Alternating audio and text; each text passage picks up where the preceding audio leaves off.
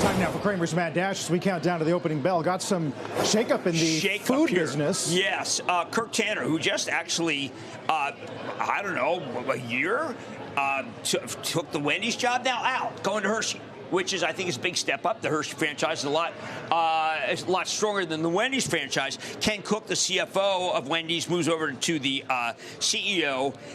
Michelle Buck is retiring. I've got to tell you, Carl, if we put up a chart of Wendy's, I don't want you to look at it because it really does feel like a really bad Netflix show, of which there are only like a few.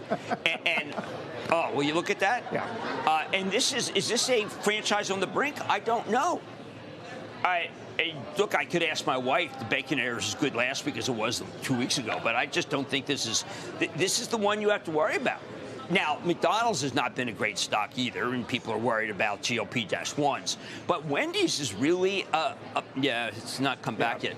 But Wendy's is, this is rather shocking for a person to be there. Do you know that Tanner had been at Pepsi for 30 years?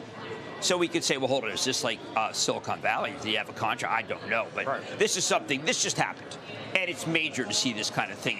And this doesn't happen. Do you think it might change the calcus on Hershey as a takeover play? Well, it's still got that, I know it's got the structure, very strange ownership structure, but it seems more of a jump ball now.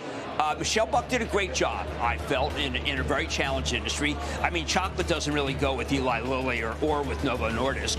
Although page one of the Times today talks about candy companies pushing back on the dye push from RFK Jr. Yeah, but good luck. I mean, I remember speaking to Ramon LaGuardia, who had said, listen, food has to look like food. Is there anything worse? I mean, what does food look like? I mean, Soylent Green.